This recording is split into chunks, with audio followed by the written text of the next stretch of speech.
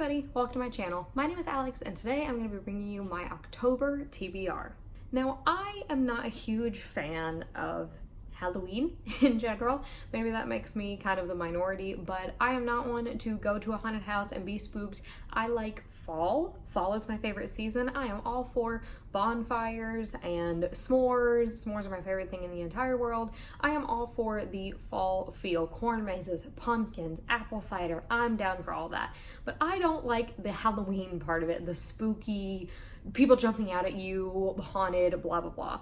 Maybe that's just me. Everybody seems to love Halloween, but whatever. Regardless, I do enjoy being a little spooked and creeped out in my reading for October. So a lot of the books on this list are in that vein. I've got a couple of like spooky, creepy mysteries, just stuff that kind of puts me in that fall vibe. A couple of these aren't like that, but the majority of them are. Now this video is a little bit ambitious, but it's also not all inclusive. I'm going to, in a second, go into a little bit about what's happening with me in October, but just so you know, I might not get to all these books and I might have other books that I read, as is the case for pretty much every month, but as of right now, this is what it's looking like. So without further ado, let's get started. So to talk about my month of October really quickly, it's going to be kind of an unusual month for me. So the first couple weeks of the month, I'm just going to be able to read whatever I want to. It'll probably end up being pretty slow because of work, but I can just read what I feel like reading. Then Spookathon is going to be starting on the 14th and going to the 20th. I do plan to participate, but I do not have my TBR nailed down for that yet. I probably will post a TBR video closer to time, but some of the books that I'm going to list will probably wind up in that TBR, but I don't have it set yet, so I'm just going to tell you about all of them. And then after Spookathon ends, my husband and I are actually traveling to Australia. So I will probably not be getting a lot of reading done on our vacation, but maybe I'll read a little bit on the plane to and from. Maybe, we'll see. You guys will be getting some content from our vacation. I'm going to try my hardest to vlog it. And even if I don't vlog it, follow me on Instagram if you're not already, and that is where you will see all of the documentation of our travels. But without any of that chit chat, these are actually the books that I'm planning to get to in October. I'm going to start out with the two books that I actually own, and the first one is not a spooky book. The rest of them on this list are pretty spooky, but I think this is the only one that's really not, and that is The Goldfinch by Donna Tartt. Now, my husband absolutely adores this book. Everybody that I've ever met that has read this book has pretty much loved it. I am one of the last people on the train. I've not read it yet, but since the movie just recently came out, I really do want to get to it. This is a chunker, so I'm going to take it as a slow but steady read. I am 99% sure that I will not finish this in the month of October, but I'm just going to make it a priority to read a little bit every day. So you will hear a little bit about this in October. I don't know too much about the premise of this novel. I know that it follows our main character, Theo. We start out in his childhood and follow him as he grows up. His mother gets killed in an accident in the beginning of the novel, and he survives the incident, and then I think he grows up and there's something about maybe art or a painting with a goldfinch. I'm really not 100% sure. I'm just gonna dive in and let it take me along for the ride. The other book that I own that I'll be reading in October is The Hazelwood by Melissa Albert. This book follows their main character, Alice, and Alice's grandmother is the author of this really famous work of fairy tales, I believe, and she lives on this estate called the Hazelwood, and one day Alice's grandmother passes away, so she and her mother have to go to the Hazelwood to take care of all of her grandmother's things, and I think that it turns out that the stories the grandmother has been writing are actually real. They're not just stories, and they are at the Hazelwood. Again, I have kind of a foggy idea of what this is about, but I've heard great things. I know that there's going to be a sequel coming out soon. I've had this one on my shelf for a while, and I've been saving it for October because it just sounds like the perfect thing to get me in the mood. The next book that I want to tackle in October is Frankenstein by Mary Shelley. This is a classic novel. I don't even think that I need to describe what it's about, but this is like the classic Halloween creepy, spooky story. I have never read this. I've never seen any adaptations. I know very little about it, honestly, and it's just one that I've always wanted to pick up, but I was going to save it for this kind of season, so I think now is finally the year that I'm going to get to it. Another classic that I want to get to in October is Rebecca by Daphne du Maurier.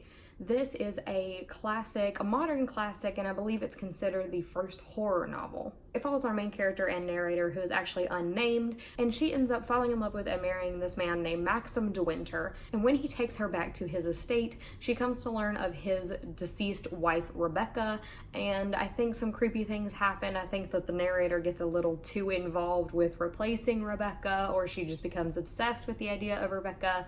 I, again, don't know a whole lot about this one, but again, it's one that I've heard great things about. Everybody that reads it seems to enjoy it, and I'm hoping to tackle it in October. Next on my TBR is Vicious by V.E. Schwab. This is another one that I feel like everybody and their mom has read and loved, so I don't need to give you a whole lot of synopsis on it, but basically it follows our main characters, Victor and Eli, who are best friends in college, and they wind up becoming arch enemies after they do experiments basically to find out if they can become EOs or extraordinaries, essentially trying to give themselves superpowers, and they wind up hating each other by the end of it, and it is the story of how we got there. This has just been all over the internet. I've never heard a bad review for it, and again, I'm a slacker when it comes to reading what everybody else is reading, so hopefully I can tackle this one this month as well, and I'll be able to talk to everybody about it. The next one I want to read is more of a backlist title, and that is The Unbecoming of Mara Dyer by Michelle Hodgkin. Now, this is a trilogy that came out several years ago. It started back almost a decade ago now, and there has recently been a spin-off novel, or I don't know if it's going to be the series, a new trilogy, I'm not really sure. But The Unbecoming of Mara Dyer follows our main character, Mara Dyer, who wakes up in the hospital one day with no memory of her accident or how she got hurt or why she's in the hospital. And supposedly this accident killed all of her friends also, and she has no idea what's going on, and then she winds up falling for this boy. I don't know a whole lot more than that. I haven't heard a whole lot of people talk about this novel in recent years. It was really popular on BookTube back quite a while ago, 2 or 3 years ago now, and I never got around to it. It sounds like something that would be spooky and creepy and weird, and that is what I'm looking for. I guess I should have included this next one in my little classic section, but I'm also planning to get to The Haunting of Hill House by Shirley Jackson. Now, going into this one kind of blind, I have watched the first episode of the Netflix adaptation, and I really enjoyed it. It's really creepy and spooky so far, and I'm hoping to read The Haunting of Hill House and then finish off the rest of what is in the series so far. For something a little bit less serious, I'm going to be picking up A Clue for the Puzzle Lady by Parnell Hall.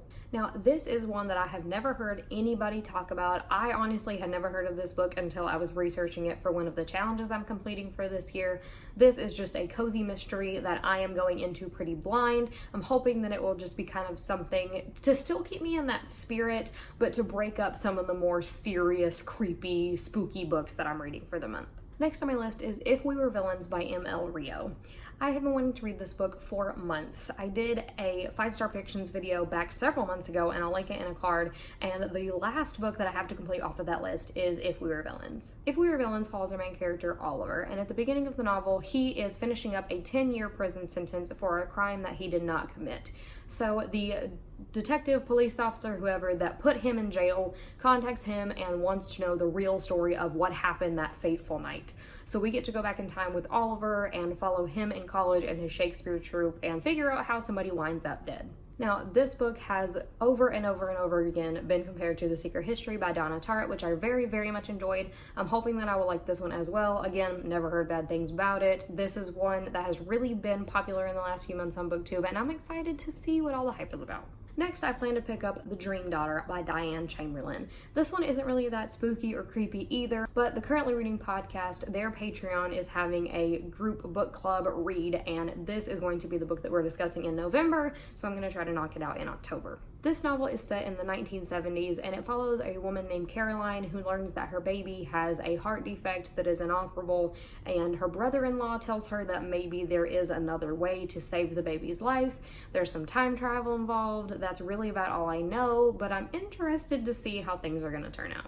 And finally, I plan to pick up A Dress for the Wicked by Autumn Krause. This book is one of my most anticipated releases of the year, and it's not exactly creepy spooky, but it is a new fantasy that I think is going to really draw me in and just kind of get me in the mood for the winter time. This book follows our main character, Emmeline, and in this world that she lives in, there is this prestigious dressmaking company that has this big competition every year, but they only open it up to designers that live inside of the capital. But this year they're opening it up to girls outside of the capital as well, and Emmeline is dying to participate. So it turns into this big corrupted race full of twists and turns and who knows what else. Either way, I think this is a debut novel from this author, and I'm really excited to just dive into it and see where it takes us. So that is everything that I have tentatively planned to read in the month of October. Again, closer to the start of the Spookathon, I will be posting a separate video with my TBR. Some of these books that I listed might pop up in that, or you might see some new ones. Who knows? If you have read any of these books, let me know your thoughts on them in the comments down below, and let me know a couple books that you're planning to pick up in October.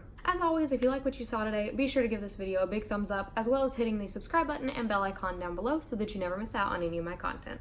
So until next time, bye!